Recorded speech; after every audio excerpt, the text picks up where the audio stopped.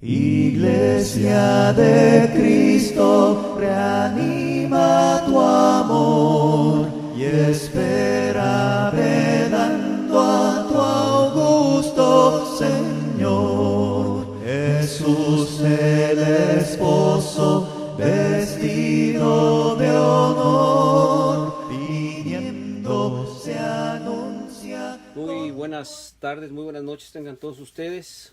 Les saluda una vez más Uriel de la Rosa. Yo soy miembro de la iglesia que se reúne ahí en el 1014 de la South York Road en West Palm Beach, Florida.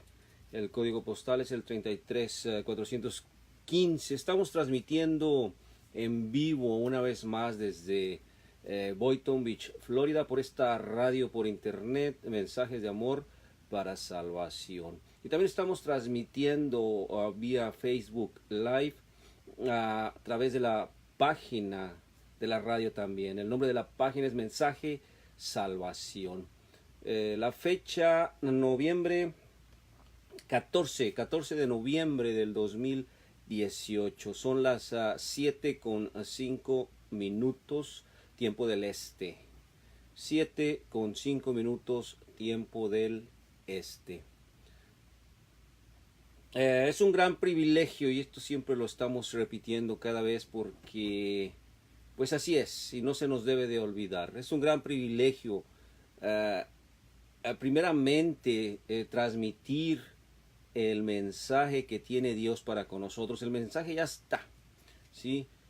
Nosotros tenemos como responsabilidad transmitirlo, pero de una manera veraz, de una manera objetiva, de tal manera que se entienda y que se comprenda, ¿sí?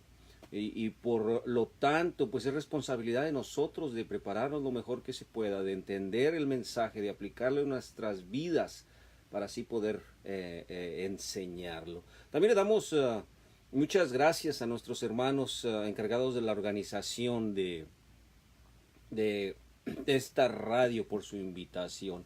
Y bueno, como es costumbre, cada semana estamos transmitiendo este programa que se titula ¿Quién es Jesús? Hoy vamos a ver el estudio número 41. Estamos en lo que viene siendo ya la etapa final de su ministerio. Esto es de sus 3 años de ministerio aquí en la tierra, ya pasaron 2, ¿sí? Y estos se llevaron a cabo en la región de Galilea, ¿verdad?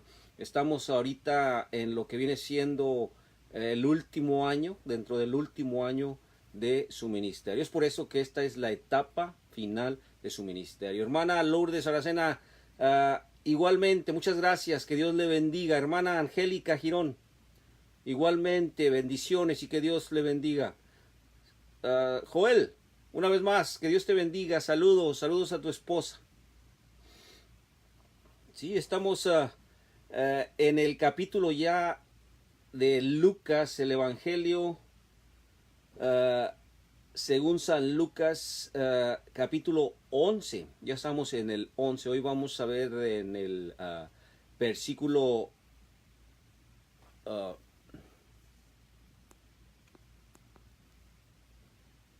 me dicen que me oigo muy bajito. Yo creo que hay que subirle el tono al volumen. Digo, volumen a la voz, porque tengo todo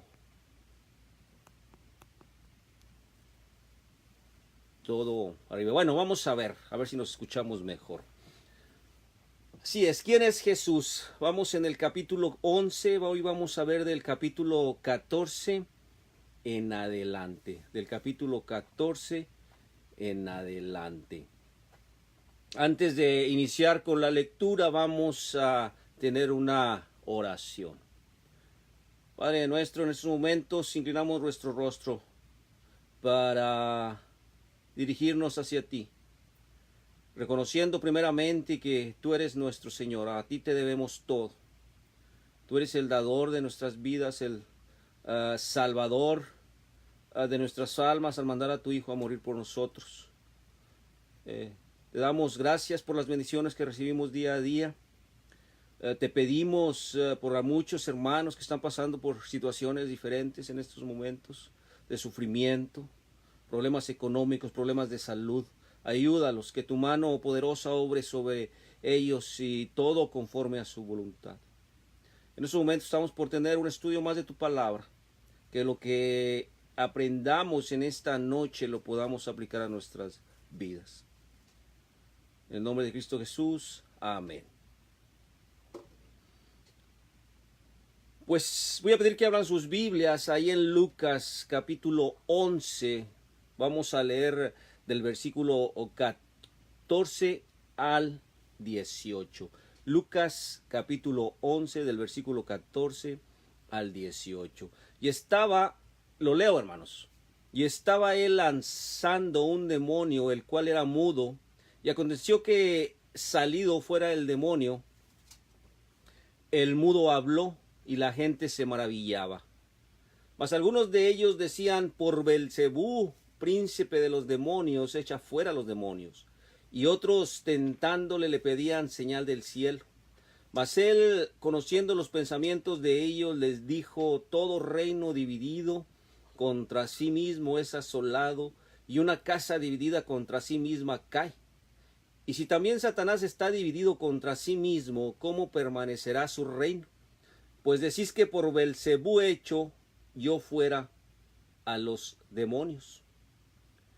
Aproximadamente un año antes, esto sucedió en la región de Galilea. Jesús se había enfrentado también con un grupo, ¿sí?, de adversarios, y también lo habían acusado de lo mismo, de expulsar demonios por el poder de Satanás, ¿verdad? Esto está registrado ahí en Mateo 12 del versículo 22 al 45 y en Marcos capítulo 3 del 22 al 30. Ahí Jesús estaba en su hogar, o sea, viene siendo Capernaum, cuando sanó a un demonio ciego y mudo, ¿verdad? Entonces este relato que tenemos aquí es diferente a aquel, ¿verdad? Aquel fue en la región de Galilea, este es en la región de Judea. En aquella ocasión nuestro Señor Jesucristo les advierte sobre el pecado contra el Espíritu Santo, ¿sí? Aquí en Judea Él no da esa advertencia, ¿verdad? Aquí Él hace una defensa, ¿verdad?, de lo que acaba de hacer, una defensa del poder milagroso que tenía nuestro Señor Jesús, ¿sí? Y es una defensa, hermano José Méndez, saludos. Y es una defensa en base al razonamiento, ¿sí? Aquí nuestro Señor Jesucristo, la defensa que hace, una defensa magistral, ¿verdad? Es a base de puro razonamiento. ¿Recuerdas que nosotros estamos hechos a imagen y semejanza de Dios? Nosotros tenemos esa capacidad también, ¿verdad? La capacidad de razonar, de analizar las cosas, de escudriñarlas, de ver qué está bien, de ver qué está mal. Bueno, pues aquí el Señor Jesucristo les quiere hacer ver a estos adversarios, a esta gente negativa y mala, que están equivocados, que Él en realidad no está echando demonios, ¿sí?, por el poder del demonio. O sea, esto es ilógico y esto no tiene sentido, ¿verdad? Y esto es lo que les quiere hacer ver nuestro Señor Jesucristo. Como lo hemos leído, sus enemigos lo acusaron muchas veces de esto, ¿verdad? No era la primera vez. Estos relatos son una demostración de cómo su sabiduría divina trató con cada una de estas acusaciones, una vez más te lo digo, de manera lógica, razonable y amorosa. Como podemos ver, el relato lo que nos dice, ¿verdad? El demonio que poseía a este hombre era mudo, ¿sí? En pocas palabras, ni el demonio ni el hombre eran ignorantes, ¿sí? Esto no dice o no quiere decir esta palabra, ¿verdad?, que se utiliza para mudo. Simple y sencillamente, ¿sí?, que no podía hablar, incapaz de hablar. Este demonio estaba haciendo que este hombre no pudiera hablar, ¿sí? Cualquiera que sea la condición física del hombre, el demonio que estaba desafiando la capacidad de este hombre para hablar, ¿verdad?, su poder de hablar había sido interrumpido por él, ¿sí? Cuando Jesús lo arrojó, ¿sí?, o sea, cuando Jesús arrojó el demonio del hombre, la mayoría de la gente se maravilló, las personas honestas que siempre contaron estos hechos, ¿sí? Estos milagros de nuestro Señor Jesucristo, pues nunca dejaron de impresionarse de su poder, ¿sí? Del poder que tenía nuestro Señor Jesucristo, pero que el poder que venía directamente de Dios. Pero para algunos, a pesar de la manifestación muy evidente de su deidad, ¿sí? Nuestro Señor Jesucristo, te lo voy a poner con estas palabras, se cansó de demostrar, se cansó de validar su deidad, ¿verdad? A través de estos milagros, una y otra vez lo decía, yo soy el Mesías, yo soy el Hijo de Dios. Pero muchos, a pesar de este constante anuncio de nuestro Señor Jesucristo, vamos a ponerlo de esta manera, muchas personas se negaban a reconocerle eso, se negaban a reconocer que Él era Dios, ¿sí? Que Él era el Hijo de Dios, ¿sí? ¿Y qué fue lo que pasa aquí? ¿Sí? Simple y sencillamente que estos hombres pervirtieron las buenas obras de Jesús al atribuir su poder sobrenatural al diablo. ¿Sí? Y aquí es muy importante notar lo siguiente. Los enemigos de Jesús no negaron el milagro. ¿Sí? No negaron que había ocurrido un milagro. ¿Sí? Era demasiado evidente lo que estaban viendo y lo que había ocurrido ante sus propios ojos. Pero tenían que estar ideando algo, ¿verdad? Como siempre, es lo que como lo llamamos en mi tierra, ¿verdad? Contreras, perdón por a los que se apellidan así, ¿verdad? Pero a una persona que siempre está en contra, ¿sí? Del Señor Jesucristo, ¿verdad? Entonces tenían que sacar algo para demostrar su oposición hacia Él. Entonces inventan, porque esto es lo que están haciendo estos adversarios, esta gente maligna, inventan, ¿verdad? Y dicen, no, lo que acaba de hacer es por el poder de Belcebú. Simple y sencillamente es lo que está diciendo aquí. Lo que acaba de hacer es por el poder de Belcebú o por el poder de Satán.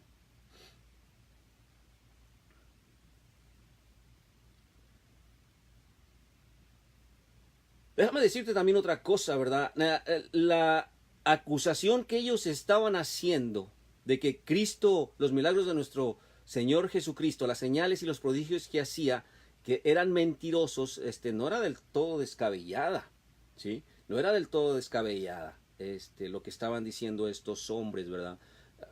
Tenía algo de lógica lo que estaban diciendo estos hombres. Y déjate, doy algunas citas, ¿sí? Para que sepas de lo que estamos hablando. Ahí en Mateo 24:24 dice de la siguiente manera, dice, porque se levantarán falsos cristos y falsos profetas y harán grandes señales y prodigios de tal manera que engañarán, si fuese posible, aún a los escogidos. ¿Qué está diciendo aquí? Falsos cristos, ¿sí? Falsos profetas que tendrán capacidad de hacer grandes señales y grandes prodigios, ¿sí? Con el objetivo de engañar, ¿verdad? Entonces, la acusación que están lanzando los fariseos a nuestro Señor Jesucristo, pues tiene algo de razonamiento, ¿verdad? Para ellos, tiene algo de razonamiento y tiene algo de credibilidad, ¿verdad? También ahí en segunda de Tesalonicenses vemos más o menos lo mismo. Ahí en el capítulo 2, en el versículo 9, dice, aquel inicuo cuya venida será según la operación de Satanás, ¿sí? Con todo poder y señales y prodigios mentirosos, ¿sí? Entonces el maligno, ¿sí? Tiene la capacidad también para realizar señales, para realizar prodigios mentirosos, para engañar a los hombres, ¿verdad? Para engañar a los seres humanos. Allí en Apocalipsis capítulo 13, versículo 13 dice, y hacer grandes señales de tal manera que aún hace descender fuego del cielo a la tierra delante de los hombres. Si te fijas, el diablo y sus ayudantes, ¿sí? Podían hacer falsos milagros porque tienen esa capacidad, ¿sí? Y en este tiempo también. Pero Jesucristo, aquí hay evidencia, ¿verdad? Hablando de nuestro Señor Jesucristo, aquí hay evidencia de su deidad, ¿verdad? ¿Cuál es la diferencia entre estos engañadores, ¿sí?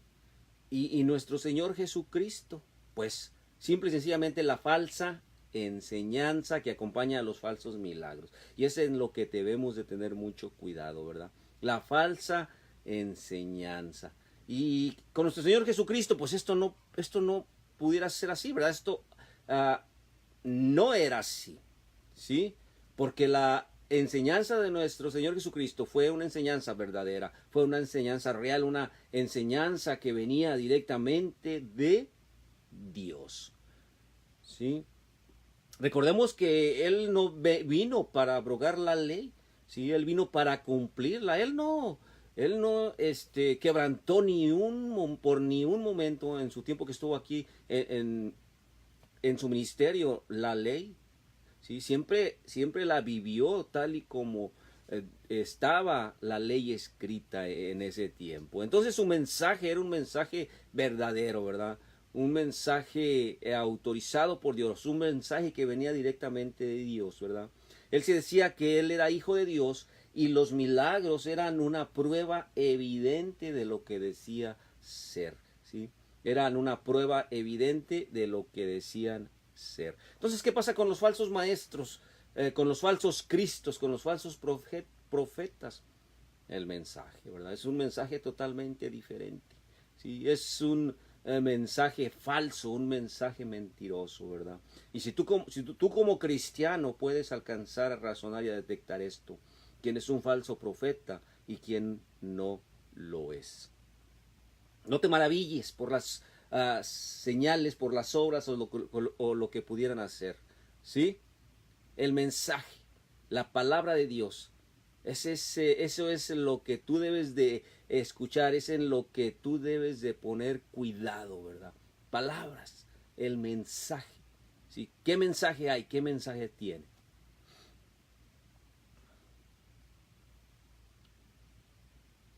Jesús fue un maestro del razonamiento, ¿sí? Él siempre hacía verles o trataba de hacerles ver a los hombres cuando estaban equivocados, en qué es lo que estaban equivocados estos hombres, ¿verdad?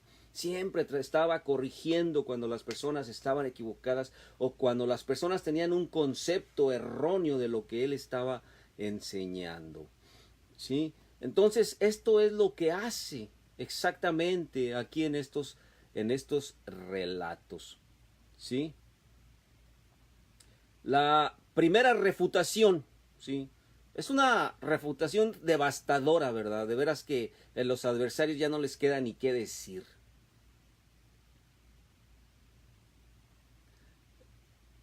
Dice el 17, mas él conociendo los pensamientos de ellos, le dijo, todo reino dividido contra sí mismo es asolado, y una casa dividida contra sí misma cae.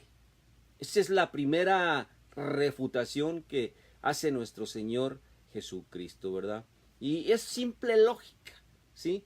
Simple lógica, ¿sí? Les está diciendo, no tiene sentido lo que tú me estás diciendo, ¿verdad? ¿Cómo yo estoy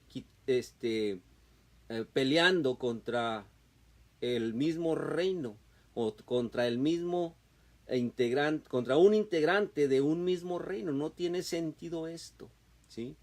¿Cómo puede Satanás echar fuera a Satanás? O sea, no tiene sentido lo que ustedes están diciendo, ¿verdad?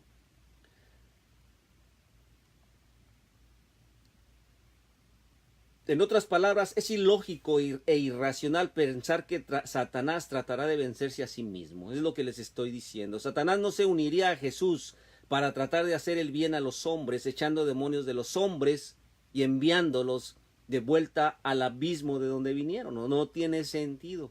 Es donde no quieren ir los malignos, ¿verdad? Es donde no quieren ir los demonios. Es a lo que le temen, ¿sí? Entonces no tiene sentido lo que están diciendo estos hombres, y nuestro Señor Jesucristo lo hace, se los hace ver, ¿sí?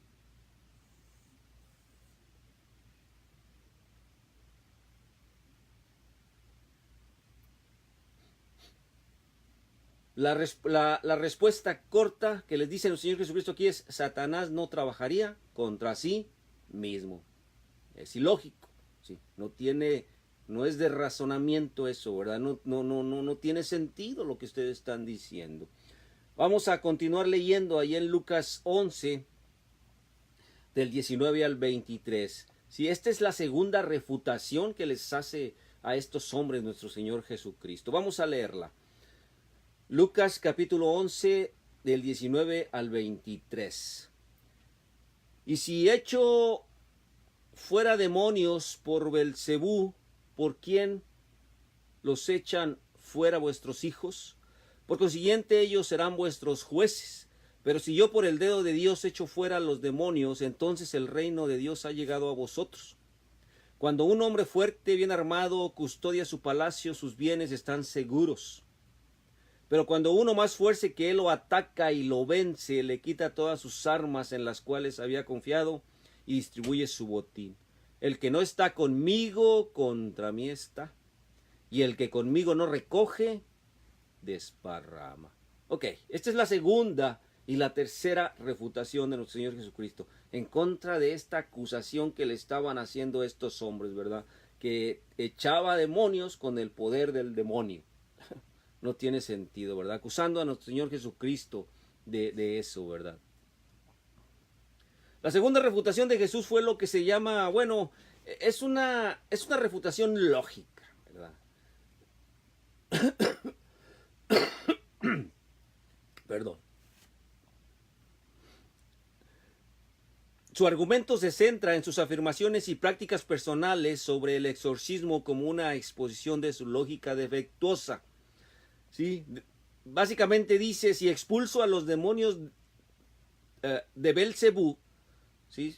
Si yo expulso a los demonios por Belcebú, entonces ustedes, ¿por quién expulsan los demonios? O sea, tus hijos, ustedes como pueblo de Judea, ¿verdad? Los que se dedican a exorcitar demonios, ¿por quién expulsan a esos demonios? Sí, les está diciendo, ¿verdad?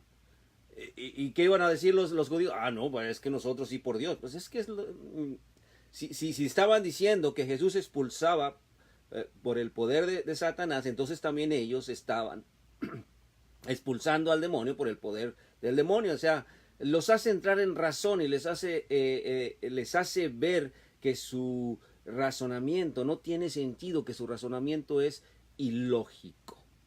¿Sí?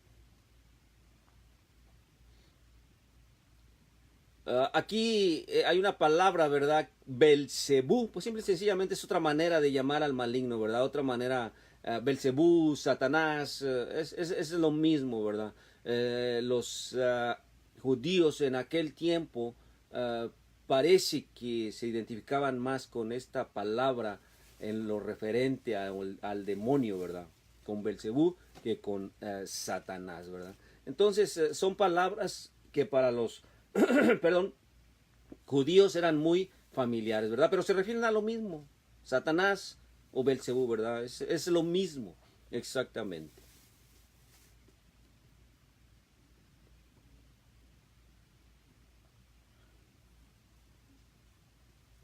¿Y qué pasaba aquí? Cuando les hace esta pregunta, ¿verdad? ¿Ustedes por quién? ¿Sí? O sea, sus exorcistas, ¿verdad? Se refiere al pueblo judío, ¿verdad? Sus exorcistas, ¿sí? En nombre de quién echan los demonios. Entonces, por supuesto que los exorcistas judíos afirmaban que sus poderes eran de Dios. Obviamente, ¿sí? Ellos afirmaban que sus poderes eran de Dios, ¿sí? El desafío de Jesús es el siguiente, ¿verdad? Que si los exorcistas judíos afirmaban expulsar a los demonios, se consideraban también, ¿sí?, estar entonces aliados con Satanás. De eso estaban acusando a nuestro Señor Jesucristo. Entonces ellos también tenían esa asociación que ellos decían de Jesús, ¿verdad? Entonces también ellos echaban demonios por medio de Satanás, ¿sí? Ya que no pueden demostrar que sus poderes de exorcismo son de Dios, porque lo están negando, ¿verdad? Como están acusando a nuestro Señor Jesucristo, ¿sí? Entonces ellos no pueden decir, yo sí echo a los demonios, o yo sí exorcisto a los demonios, por medio de o en el nombre de Dios. No podían decir eso, porque estaban acusando a Jesús de algo totalmente opuesto, ¿verdad? O estaban diciendo de Jesús todo lo contrario, que exorcizaba o expulsaba a los demonios, ¿sí? En el nombre del mismo demonio. Entonces ahí ya se quedan callados, ya no tienen nada que decir, ¿sí? Porque no pueden demostrar, no pueden defenderse, no pueden decir nada, porque nuestro Señor Jesucristo en ese rato los desarma, así simple y sencillamente, ¿sí? Desafortunadamente, al hacer ese acusación, ellos mismos se estaban acusando. Sí, eso es lo que los hace ver nuestro Señor Jesucristo, ¿verdad? Al hacer esa acusación a nuestro Señor Jesucristo, ellos mismos, ¿sí? El pueblo mismo se está acusando.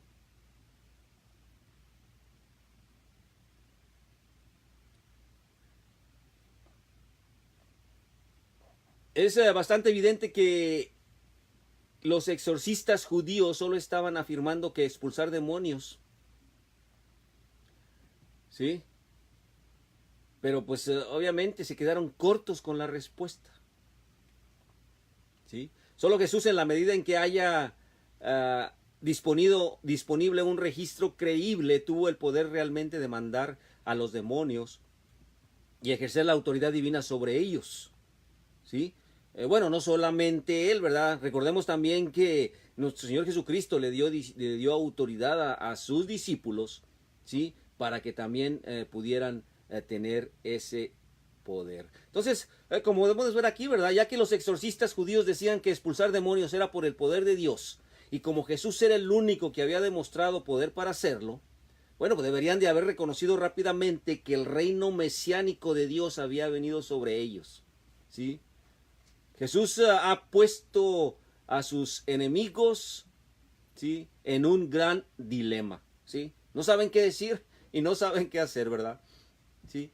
No saben qué decir y no saben qué hacer. Cuando, si hubieran aceptado, ¿sí?, la refutación de nuestro Señor Jesucristo, tenían que haberlo aceptado como el Mesías, como el Hijo de Dios, ¿verdad? Tenían que haberlo aceptado como Dios. Entonces, ese era un gran dilema para ellos, ¿verdad?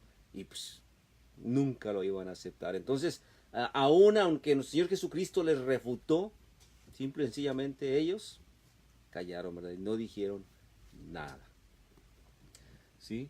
Es que el dilema es el siguiente, ¿verdad? O bien él expulsa a los demonios por el poder de Dios o por el poder de Satanás, ¿verdad? Entonces Jesús ha demostrado que es lógicamente imposible que Satanás esté luchando contra sí mismo, ¿verdad? Esto es ilógico, es imposible, ¿sí? Entonces sus enemigos solo tienen la primera respuesta, ¿verdad? Solo tienen o solo pueden elegir la primera respuesta, que el Mesías es Dios, es lo que yo te estoy diciendo, ¿sí? Él está haciendo la obra de Dios, ¿sí? Y ellos se rebelan contra ella al ir en contra de todo el razonamiento, ¿verdad? Iban en contra de todo razonamiento, de toda lógica, de todo conocimiento. Yo no sé, el odio que sentían hacia Jesús, el coraje que tenían en contra de él, los hacía que su razonamiento se cerrara completamente, ¿verdad? Y a causa de ese razonamiento tan cerrado, de aquella falta de capacidad para razonar, pues realizaban y se agarraban a decir sarta de cosas que no tenían sentido. Y precisamente es lo que nuestro Señor Jesucristo les hace ver, ¿sí? Les hace ver y les dice: razonen, entiendan, ¿sí? Lo que ustedes están diciendo no tiene sentido, lo que ustedes están diciendo es ilógico, ¿sí? Pero ellos no los bajas de ahí, ¿verdad? No los bajas de su terquedad. Hay otra refutación, ahí mismo la acabamos de leer. La tercera refutación del Señor es la conclusión lógica de una serie de argumentos, ¿verdad? Sí, brillantemente razonados, ¿sí? ¿De qué te estoy hablando? Bueno, cuando un hombre fuerte, este es Satanás, completamente armado, guarda su propio palacio, sus bienes están en paz. Pero cuando uno más fuerte que él, o sea Jesús, lo asalta y lo vence, le quita la armadura en la que confiaba y divide su botín. ¿Sí? ¿Qué quiere decir esto? Pues que echa fuera a los demonios. Para vencer a Satanás, uno debe ser más fuerte que él. ¿Sí? Al vencer la tentación, expulsar a los demonios, ganar a los pecadores según la voluntad de Dios, Jesús demostró que era el maestro de Satanás, ¿verdad? Jesús demostró que él era el maestro, ¿verdad? Que él estaba por encima de Satanás, ¿sí? Jesús demostró que él no era un siervo de Satanás, ¿verdad? Como querían hacerlo ver estas personas, estos enemigos de él.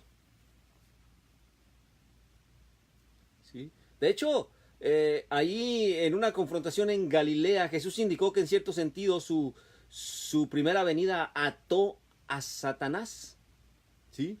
Y así nos lo hace ver el Nuevo Testamento, ¿verdad? El Nuevo Testamento indica que hasta cierto punto y de alguna manera Jesús ató al diablo, ¿sí? Con su muerte y resurrección terrenales, ¿sí? La esfera de influencia del maligno está limitada, ¿sí? Y debemos de entender eso, ¿verdad? La esfera está activo, pero la influencia está bien limitada o está muy limitada, ¿verdad? Imagínatelo de esta manera, ¿verdad? Un perro bravo, ¿sí? Atado, ¿sí? A una estaca que está enterrada en el suelo, ¿verdad? Este perro bravo tiene un poder de acción, ¿sí? Vamos a llamarlo un perímetro, que es todo lo que alcanza esa correa, ¿verdad? Una vez que tira y que este perro bravo se queda ahí, bueno, más adelante ya no puede hacer daño, ¿sí? Pero alrededor, en ese perímetro, ¿sí? Sí hace daño. ¿Qué pasa si tú te estás aproximando a ese perro bravo? ¿Sí? Si entras dentro del perímetro de acción de él, en el cual te puede lastimar, bueno, pues te va a lastimar, ¿verdad? Vas a salir lesionado, vas a salir con graves heridas por meterte al lugar donde el perro bravo te puede atacar, ¿sí? Pero si te mantienes alejado de él, ¿sí? Este perro bravo no puede hacer nada. Bueno, de esa manera está el diablo limitado, ¿verdad? Está atado, está limitado, ¿sí? Pero todavía tiene un campo de acción. Y debemos de tener cuidado los seres humanos de entrar a ese campo de acción, de entrar a ese lugar donde el diablo tiene poder y tiene control, ¿sí? Para no caer en sus manos. Entonces, está debilitado, tiene poco poder, pero todavía tiene, ¿sí? Campo de acción, ¿sí? En el cual, que si nosotros entramos como seres humanos, si los hombres entran en ese campo de acción, ¿sí? Vamos a caer en manos de él. Entonces no se nos olvide eso. De hecho, déjame decirte también, antes de que nuestro Señor Jesucristo muriera y resucitara, el campo de acción del maligno estaba un poquito más arriba, ¿verdad? Estaba con más poder, ¿sí? Una vez que nuestro Señor Jesucristo muere y resucita, ese poder disminuye considerablemente, pero sigue teniendo capacidad de dañar, ¿sí? Eso es lo que debemos de tener siempre en mente. La lógica o el razonamiento de nuestro Señor Jesucristo es irrefutable, ¿verdad? Sus enemigos quizás nieguen su deidad a causa de sus prejuicios y su terquedad, pero sus enemigos no pudieron refutarlo. Pues ¿quién va a refutar semejante argumento, verdad? ¿Sí? A través del razonamiento los hizo llegar básicamente a que ellos mismos se contradicieran, ¿verdad? A través de un razonamiento, ¿sí? El Señor Jesucristo los llevó a que se contradicieran ellos mismos, ¿sí? Y a que no pudieran y no supieran qué decir, ¿verdad? Pero aún así ellos se aferraban, ¿verdad? Aún así ellos seguían sintiendo un gran odio hasta este hombre, a nuestro Señor Jesucristo, y por todos los medios querían deshacerse de él, ¿verdad? Inclusive hasta matarlo, si fuera posible, y fue lo que hicieron.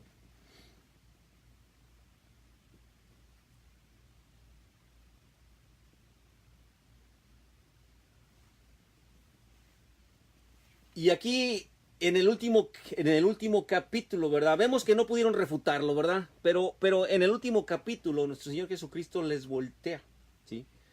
Nuestro Señor Jesucristo les manda, ¿sí?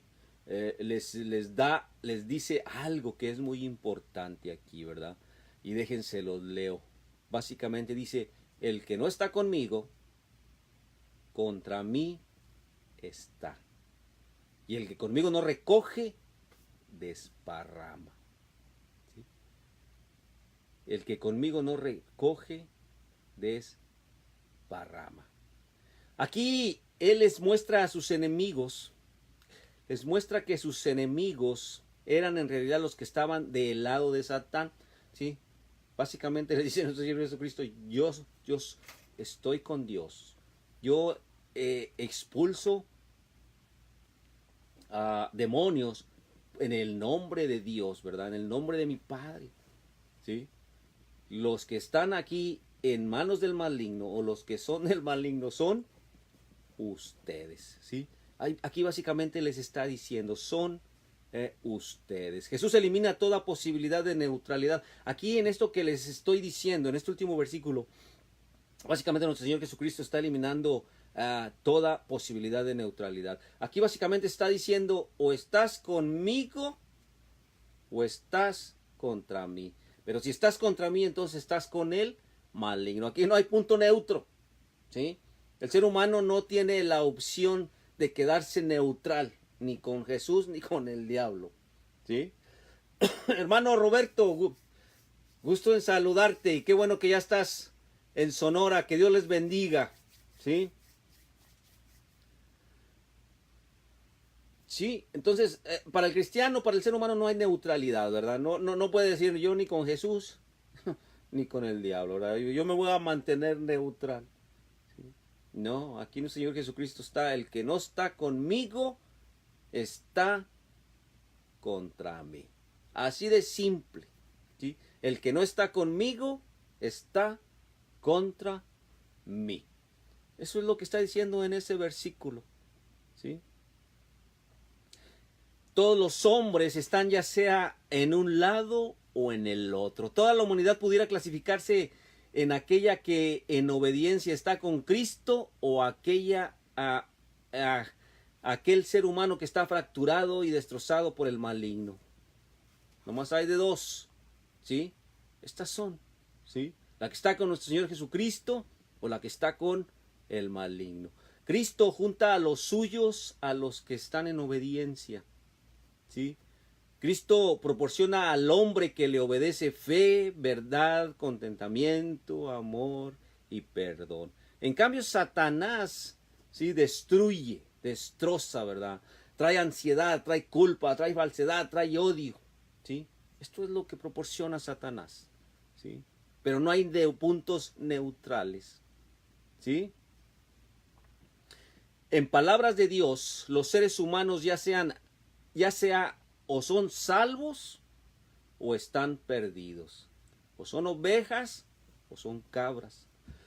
Están marcados por Dios o marcados por la bestia. O son hijos de la oscuridad o son hijos de la luz. ¿Sí? O están del lado de Dios o están del lado del maligno. Y una vez más, sí, te lo repito, no hay neutralidad. ¿Sí? Esto nos dice este versículo, ¿verdad? Lucas 11:23. El que no está conmigo, el Señor Jesucristo, ¿sí? Dice, el que no está conmigo, contra mí está. Así de simple y así de sencillo, ¿verdad? No hay neutralidad. Vamos a continuar, hermanos. Vamos a continuar ahí en Lucas. Siguen dentro del mismo argumento, ¿verdad? Sigue. Anteriormente dije que el Señor Jesucristo se las voltea, ¿verdad? Bueno, pues sigue, perdón, en este mismo tono, ¿sí? Ahí en el 24. Déjame tomar un poquito de agua. Vamos a leerlo, del 24 al 26. Capítulo 11, del 24 al 26. Dice, cuando el espíritu inmundo sale del hombre, pasa por lugares áridos buscando descanso. Y al no hallarlo dice, volveré a mi casa de donde salí. Y cuando llega la encuentra barrida y arreglada, entonces va y toma consigo otros 7 espíritus peores que él, y entrando moran ahí, y el estado final de aquel hombre resulta peor que el primero. Aquí yo les confieso, batallé un poquito, porque como ustedes pueden ver, se sale un poquito del patrón que hemos estado leyendo en cuanto a los exorcismos efectuados por nuestro Señor Jesucristo, ¿verdad? Por ejemplo, a María Magdalena, pues salieron muchos demonios de ella. Al hombre que curó donde lo libró a este hombre de miles de demonios, de legión, así se llamaban estos demonios, que eran muchos, ¿sí? Pero aquí, si vemos que se trata de un exorcismo, aquí vemos que, pues como que el exorcismo de nuestro Señor Jesucristo queda mal. O sea, ¿cómo? Exorciza, libera a un hombre de un demonio, pero pues después es peor la situación, ¿verdad? O sea, no cae dentro del patrón de lo que hemos leído en cuanto a los exorcismos efectuados por nuestro Señor Jesucristo. Entonces, me puse a leer, ¿verdad? Y esto es más bien una parábola, hermanos y hermanas. Es una parábola, es un mensaje que les está diciendo o que les está dirigiendo a esta gente tan perversa, ¿verdad? A esta gente que lo había acusado anteriormente de que había exorcitado por el poder de Satanás, ¿verdad? Entonces, les voltea definitivamente, ¿verdad? Y les dice, ustedes son los malignos. Y precisamente en este sentido debemos de entender estos versículos del 24 al 26, ¿verdad? Ustedes son los malignos, ¿sí? Inicialmente te voy a dar la versión corta y después hablamos un poquito más al respecto. Inicialmente, 600 años antes, ¿sí? De nuestro Señor Jesucristo, los judíos tenían un problema, ¿sí? Pecaminoso muy grave, ¿verdad? Entre ellos. Y ese problema o ese pecado tan grave entre ellos fue el de la idolatría, ¿sí? Este pueblo logró contaminarse de las costumbres paganas de sus vecinos, ¿sí? Entonces, ¿qué es lo que hace nuestro Señor Jesucristo? Permite que sean castigado este pueblo judío por otras naciones, ¿verdad? ¿Sí? Permite que sean borrados de ahí por un tiempo, ¿verdad? Permite que sean tomados como esclavos y permite que se... Y este gran pecado, después de que nuestro Señor Jesucristo, Dios permite que el pueblo judío llegue, desaparece el de la idolatría. El pecado de la idolatría ya no lo tienen más, ya no tienen más ese problema, ¿sí? Pero, ¿qué es lo que pasa? No tienen ese problema, pero se crea un vacío espiritual en este pueblo, ¿sí? Un vacío espiritual en este pueblo, ¿sí? Que después empieza a llenarse, ¿sí? Con más cosas malignas, ¿sí?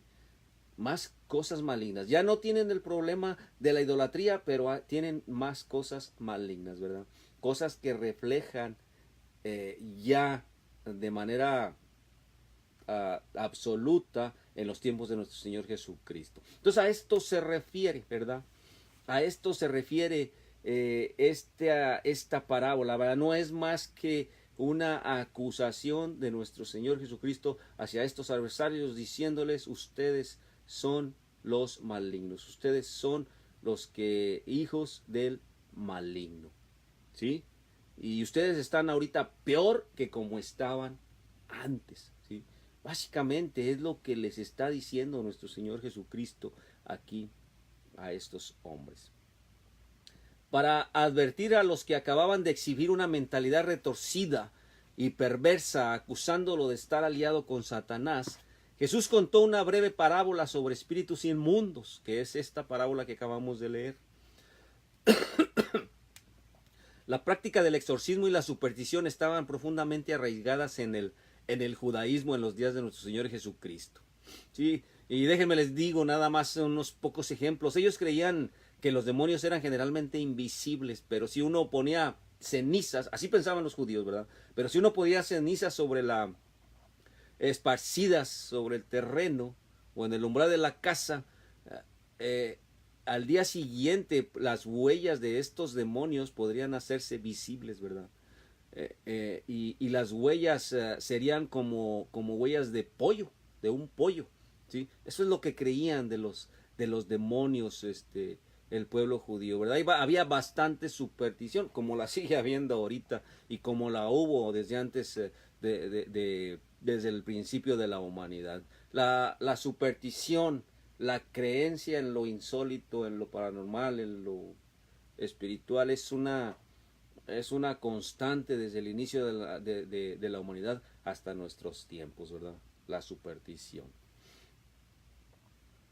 Se supone que en estos tiempos no debería de haber gente así, ¿verdad? Se supone que en estos tiempos el poder de razonamiento de las personas los haría ver las cosas con mayor coherencia, pero no es así, ¿verdad? Sigue habiendo bastante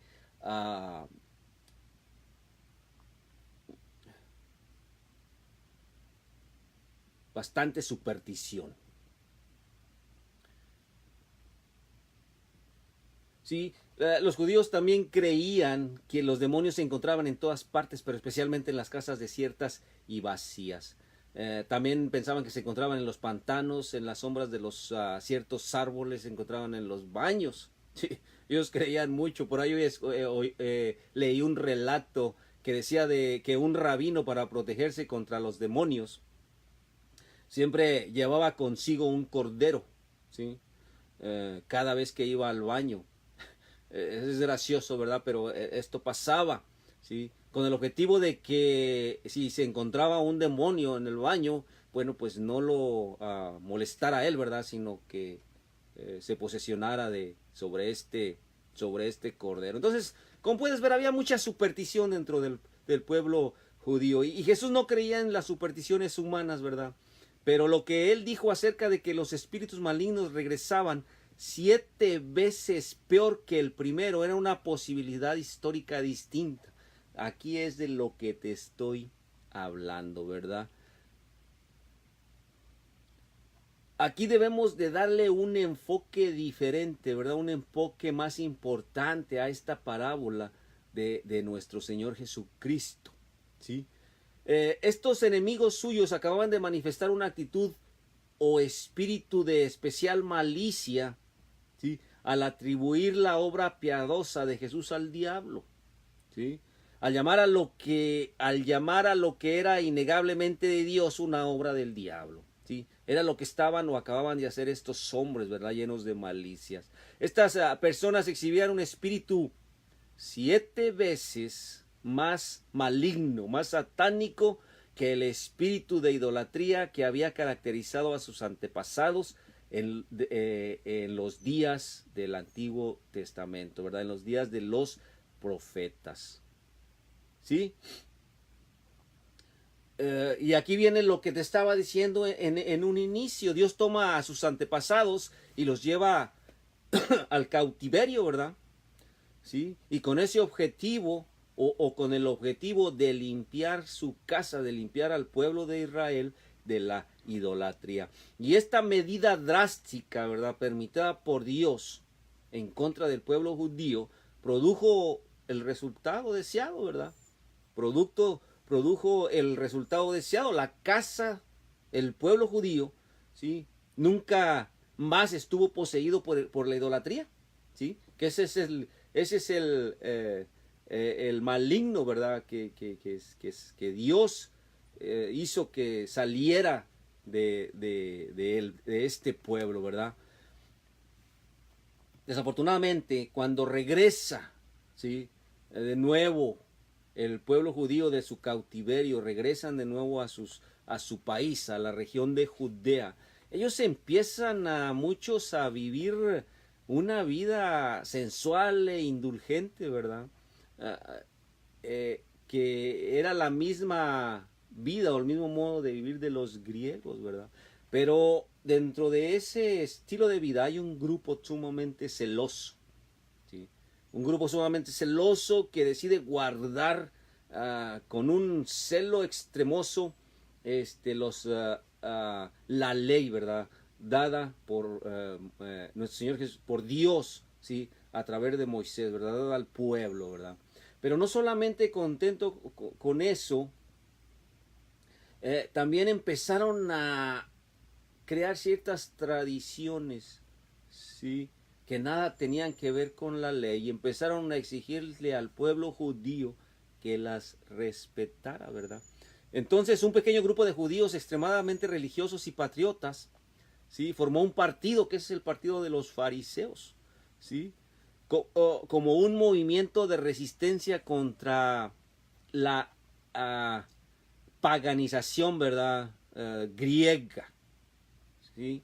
Era como un grupo que estaba en lucha contra esas prácticas paganas, ¿verdad? De los griegos.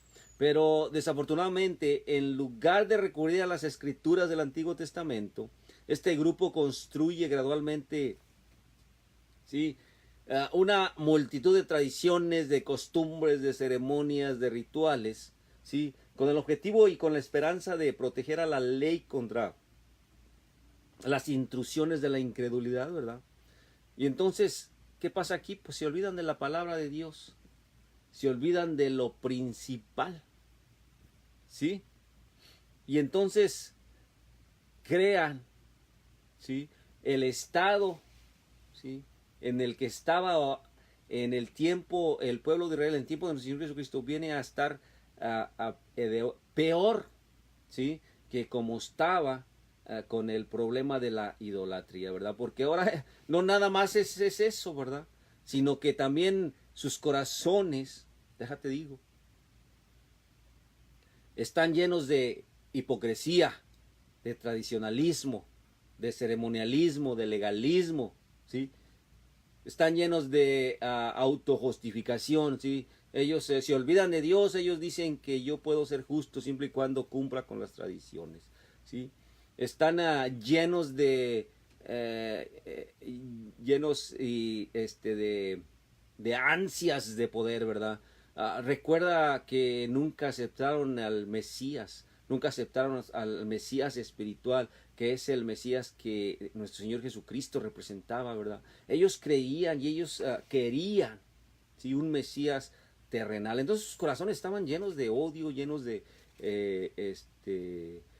ganas de poder, ¿verdad? Y también eran en exceso materialistas, ¿sí? Y también acusaban constantemente a nuestro Señor Jesucristo de lo que hacía era en el nombre de Satanás, ¿verdad? Y nuestro Señor Jesucristo los acusa de algo que es bien grave, ¿verdad?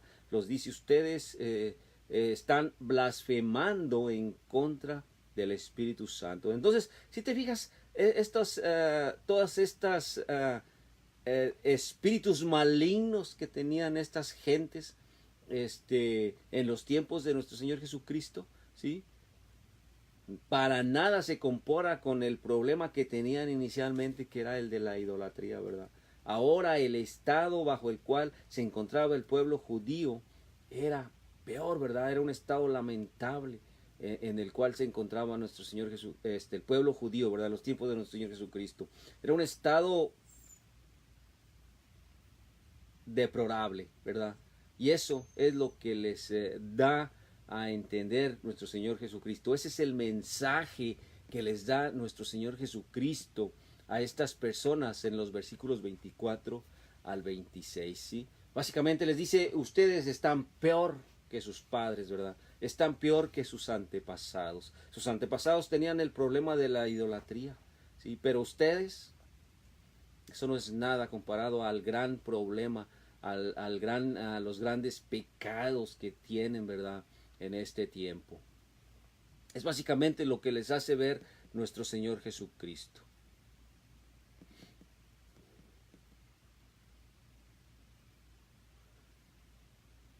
El judaísmo de los días de Jesús se había convertido en un cadáver podrido, así lo dice la palabra de Dios, ¿verdad? Sobre el cual los buitres, o sea, esto es el imperio romano, estaban en posición, ¿sí? El pueblo judío era una casa abandonada y desolada, una abominación despreciable para el Señor, y esto lo encontramos en la Biblia, ¿verdad? Mateo 24, 28, Mateo 23, 38. Sobre ellos se depositó toda la sangre justa derramada en la tierra, desde Abel hasta Zacarías, ¿sí? Entonces, básicamente es el mensaje que nuestro Señor Jesucristo les da a esta gente tan malvada y a esta gente tan perversa, ¿verdad? Básicamente les dice, ustedes me están acusando de que yo soy y que lo que hago es por el poder de Satanás, ¿sí? En realidad, ¿sí? Los que son hijos de Satanás, los que son hijos del diablo, son ustedes, ¿sí? Son ustedes. Básicamente es lo que le está diciendo nuestro Señor Jesucristo aquí en esta narración. No se nos olvide, tenemos esa capacidad de razonar, ¿verdad? Usemos nuestro razonamiento, escudriñemos todo lo que escuchemos, ¿sí? Es importantísimo. Acuérdate que el cristianismo es la religión de la mente, ¿verdad? La capacidad de razonar es muy importante, ¿verdad? Todo lo que tú escuches, me estás escuchando a mí, escuchas toda la información que tú escuches, ¿sí? Escudriñala. ¿Qué quiere decir esto? Razónala, analízala, verifícala, si es cierto o no. Esto lo debes hacer, ¿verdad? ¿Sí? El instrumento principal que debes de utilizar, ¿sí? Para verificar todo lo que yo estoy diciendo es la palabra de Dios, ¿sí?